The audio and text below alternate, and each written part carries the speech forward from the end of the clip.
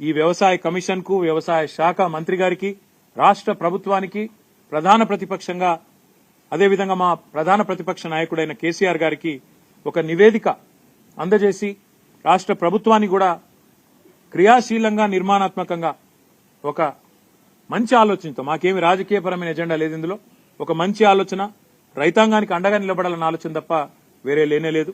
అందుకే 24 నుంచి పని ప్రారంభించి అన్ని జిల్లాలు తిరిగి ఎక్కడికక్కడ అందరినీ కలిసి మరి ఎక్కడికక్కడ వారి సలహాలు సూచనలు వారి ఆవేదన అన్ని కూడా నిక్షిప్తం చేసి నెల రోజుల తర్వాత మరి ఫిబ్రవరి ఆఖరి వారం వరకు ఒక నివేదికను ఇటు రాష్ట్ర ప్రభుత్వానికి ఇటు పార్టీ అధ్యక్షులు కేసీఆర్ గారికి సమర్పించడం జరుగుతుంది. మీడియా సమక్షంలోనే దాన్ని కూడా చేస్తాము. మీడియా కూడా విడుదల కూడా చేస్తాము. తప్పకుండా అందులో ఏ మేరకు రైతు డిక్లరేషన్ రాహుల్ గాంధీ గారు విడుదల చేసిన రైతు డిక్లరేషన్ ఈ సంవత్సర కాలంలో అమలయ్యింది, దాని యొక్క అమలు ఎంత మేరకు జరిగింది అనేది కూడా తప్పకుండా అధ్యయనం చేస్తాం. రుణమాఫీ ఎంత మేరకు జరిగింది అది కూడా అధ్యయనం చేస్తాం. బలవన్మరణాలకు ఆత్మహత్యలకు గల కారణమేంది, ఎందుకు జరుగుతున్నాయి, మద్దతు ధర వస్తున్నదా, పత్తికొస్తుందా, కందికొస్తున్నదా, సోయాకొస్తున్నదా, మొక్కజొన్నకొస్తున్నదా, చెరుకుకొస్తున్నదా, మిర్చికొస్తున్నదా, మొత్తం తిరిగి ఎక్కడికక్కడ అధ్యయనం చేస్తాం.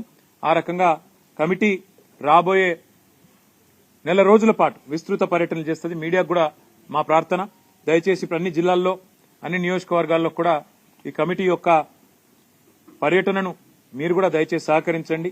వారికి కూడా రైతాంగానికి కూడా తెలియజెప్పే విధంగా ప్రచారాన్ని కల్పించాలని చెప్పి కూడా కోరుతూ మరి ఈ కమిటీకి రేపు రైతులను వారి జీవితాల్లో విశ్వాసాన్ని నింపే దిశగా మీ కార్యాచరణ ఉండాలని మనస్ఫూర్తిగా ఆకాంక్షిస్తూ మీ అందరికి కూడా మీడియా మిత్రులకు కూడా హృదయపూర్వకంగా ఇక్కడ దాకా వచ్చినందుకు హృదయపూర్వకంగా ధన్యవాదాలు. ఆలస్యానికి మన్నించండి. నల్లగొండ దీక్ష ఇప్పుడే ఇక్కడ మేము మీటింగ్ లో ఉన్నప్పుడే మాకు సమాచారం వచ్చింది. 28 నాడు మాకు హైకోర్టు పర్మిషన్ ఇచ్చిందని చెప్పి సమాచారం వచ్చింది. కానీ దురదృష్టం ఏంటి అంటే ఈ రాష్ట్రంలో ప్రజాపాలన నడుస్తున్నది. ఎవరైనా సరే నిరసన చెప్పవచ్చు, ఎవరైనా సరే తమ అభిప్రాయాలు చెప్పొచ్చు అని చెప్పి ముఖ్యమంత్రి గారు చాలాసార్లు చెప్పినారు.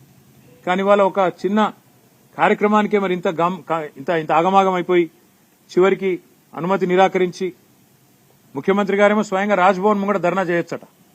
ఏది గంత బిజీ రోడ్డు, రాజ్భవన్ ముంగట రోడ్డు గంత బిజీ రోడ్డు, అక్కడ చేస్తేనేమో ట్రాఫిక్ ఇబ్బంది కాదట. ముఖ్యమంత్రి మంత్రులు అందరు పోయి ధర్నాలు చేయొచ్చట.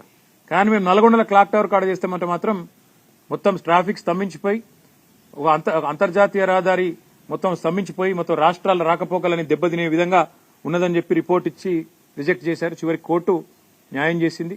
హైకోర్టుకు ధన్యవాదాలు. తప్పకుండా వారు సూచించిన విధంగా వారు చెప్పిన విధంగానే నడుచుకుంటాం. రైతుల ఆవేదన ప్రభుత్వం దృష్టికి తీసుకొస్తాం.